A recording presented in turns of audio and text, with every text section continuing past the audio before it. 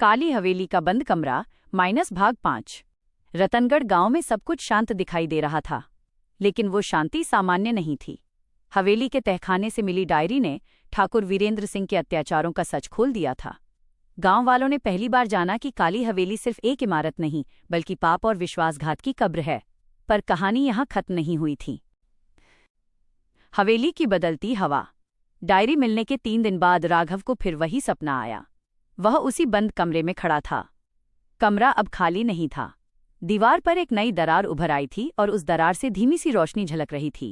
अचानक उसे किसी लड़की की आवाज सुनाई दी। सच अभी पूरा नहीं हुआ। राघव घबराकर उठ बैठा। उसके माथे पर पसीना था। उसे समझ आ गया था, हवेली अभी भी कुछ छिपा रही है। दीवार के पीछे का राज। अगली सुबह वो मोहन के साथ फिर से हवेली पहुंचा। तहखाने के उसी कमरे में जाकर उन्होंने दीवार की दरार को ध्यान से देखा।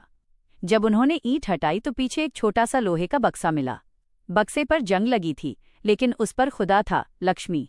राघव का दिल जोर से धड़कने लगा। डायरी में लक्ष्मी नाम की लड़की का जिक्र था, वही जो ठाकुर के खिलाफ आवाज उठाने वाली थी और अचानक गायब हो गई थी। बक्सा खोला गया। अंदर कुछ पुराने गहने, एक तस्वीर और एक खून से सना पत्र था।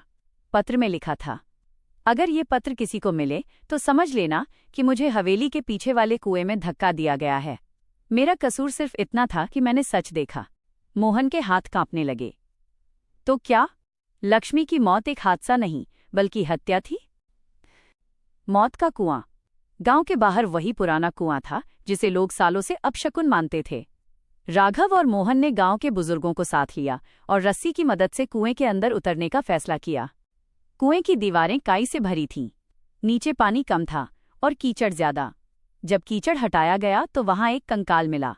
उसकी कलाई में वही चूड़ी थी जो तस्वीर में लक्ष्मी ने पहनी थी। गांव में सनसनी फैल गई। सालों से दबा सच अब सामने था। न्याय की शुरुआत। गांव के प्रधान ने शहर की पुलिस को बुलाया। जांच में साबित हुआ कि ठाकुर वीरेंद्र सिंह ने अपने अपराध छुपाने के लिए लक्ष्मी की हत्या की थी। हालांकि ठाकुर की मौत कई साल पहले हो चुकी थी, लेकिन अब उसका नाम सम्मान से नहीं, घृणा से लिया जाने लगा।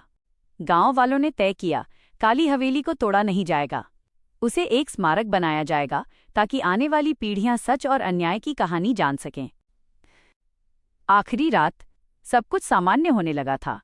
राघव आखिरी बार हवेली के बंद कमरे में गया। कमरा अब शांत था। ठंडी हवा भी गायब थी। अचानक उसे फिर वही आवाज सुनाई दी, धन्यवाद। और फिर दीवार की दरार अपने आप भर गई, जैसे किसी अधूरी आत्मा को आखिरकार शांति मिल गई हो। एक नई शुरुआत। कुछ महीनों बाद हवेली के बाहर एक पट्टिका लगाई गई। ये स्थान अन्याय के खिलाफ आवाज उठाने की याद दिलाता है।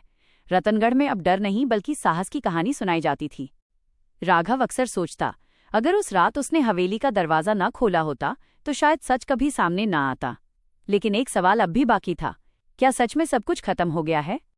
क्योंकि हवेली के सबसे ऊपरी कमरे की एक खिड़की आज भी रात के ठीक 12 बजे धीरे से खुल जाती है, और वहां से किसी की परछाई अब भी दिखाई देती है।